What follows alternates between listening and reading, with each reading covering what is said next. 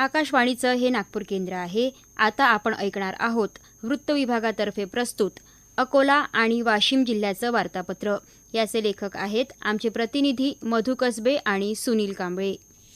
खरीप हंगामाच्या तोंडावर खतांच्या विक्रीत अनियमितता आढळल्यानं अकोला जिल्ह्यातील 10 विक्री केंद्रांवर कृषी विभागाने कारवाई केली.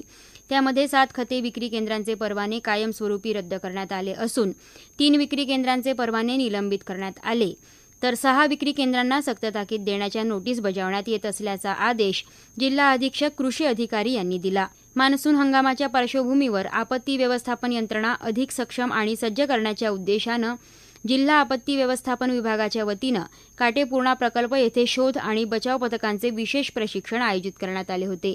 राज्य आपत्ती प्रतिसाद पथकाच्या तज्ज्ञांनी विविध बचाव तंत्रांचे मार्गदर्शन करत प्रत्यक्ष प्रात्यक्षिकेही सादर केली.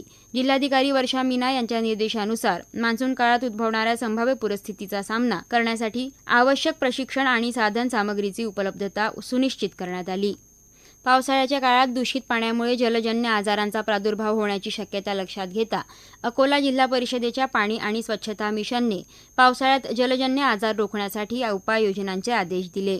यामध्ये जलशुद्धीकरण, क्लोरीन वापर, जलस्रोत स्वच्छता, सांडपाणी व्यवस्थापन आणि डास नियंत्रणावर भर देण्यात आला. तसेच FTK किटने पाणी नमुने तपासून ऑनलाईन नोंद करणे बंधनकारक करण्यात आलं आहे. अनुसूचित जातींच्या उपवर्गीकरणाच्या विरोधात अकोल्यात राज्यस्तरीय परिसंवादाचं आयोजन करण्यात आलं होतं. या परिसंवादात माजी समाज कल्याण मंत्री राजकुमार बडोले, राष्ट्रीय चर्मकार महासंघाचे राष्ट्रीय अध्यक्ष बबनराव घोलप यांच्यासह विविध सामाजिक संघटनांचे पदाधिकारी आणि कार्यकर्ते मोठ्या संख्येनं उपस्थित होते. परिसंवादात बोलताना माजी समाज कल्याण मंत्री राजकुमार बडोले यांनी बदर समितीने दिलेला वस्तुनिष्ठ अहवाल सार्वजनिक करण्यात यावा अशी मागणी केली. उपवर्गीकरणाच्या माध्यमातून समाजात फूट पाडण्याचा प्रयत्न होत असल्याचा आरोप बडोलेंनी केला. अकोला महानगरपालिकेने 2026च्या जनगणना मोहिमेत उल्लेखनीय कामगिरी करत राज्यातील महापालिकांमध्ये दुसरा क्रमांक पटकावला आहे. केंद्रीय जनगणना संचालनालयाच्या निर्देशानुसार राबविण्यात आलेल्या पहिल्या टप्प्यात अकोला मनपाने नियोजित वेळेआधी काम पूर्ण करत हा मान मिळवला. सार्वजनिक आरोग्य विभागाच्या माझं गाव आरोग्य संपन्न गाव अभियानांतर्गत जिल्हास्तरीय कार्यशाळा अकोल्यात उत्साहपूर्ण वातावरणात पार पडली. यावेळी मान्यवरांनी आरोग्य क्षेत्रातील विविध आव्हानांवर मात करण्यासाठी प्रशासन, आरोग्य यंत्रणा, स्थानिक स्वराज्य संस्था आणि सामाजिक संघटनांनी समन्वयाने कार्य करण्याची आवश्यकता अधोरेखित केली. संत गजानन महाराजांच्या पालखीचे पंढरपूरला जाण्यासाठी अकोला शहरातील डाबकी रोडवर आगमन होताच भक्तांचा जनसागर उसळला. रांगोळी, सडा, पुष्पांचा वर्षाव करून पालखीचे भाविकांनी स्वागत केले. दिवसभर शहराला परिक्रमा घालून पालखी दुपारी मुंगीलाला बाजोरिया विद्यालयाच्या प्रांगणात हजारो भाविकांना दर्शन देण्यासाठी विसावली.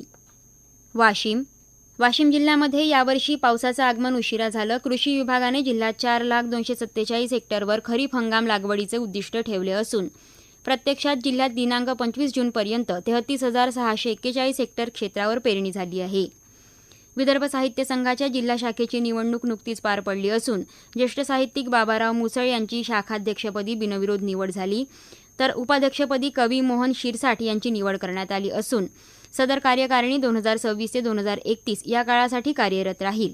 जून महिन्यात जिल्ह्यातील राजकीय वर्तुळात मोठी घडामोड झाली असून शिवसेना उद्धव बाळासाहेब ठाकरे पक्षाचे वाशिम यवतमाळ लोकसभा मतदारसंघाचे खासदार संजय देशमुख यांनी पक्षांतर करीत शिंदे गटात प्रवेश केल्यानं जिल्ह्यात शिवसेना उद्धव बाळासाहेब ठाकरे पक्षाच्या वतीनं त्यांचा निषेध करण्यात आला, तर शिंदे गटाच्या वतीनं त्यांचे स्वागत करण्यात आले.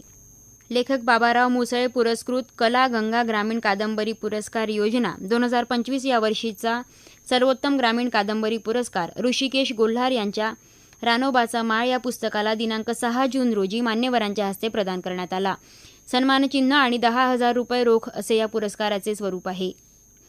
शेगाव येथील संत गजानन महाराज यांची पालखी पंढरपूरच्या दिशेने निघाली असता जिल्ह्यातील मेडशी, डव्हा, मालेगाव, शिरपूर, केशवनगर, रिसोड या मार्गाने 3 दिवस जिल्ह्यात राहिल्याने संपूर्ण जिल्ह्यात भक्तिमय वातावरण निर्माण झालं होतं.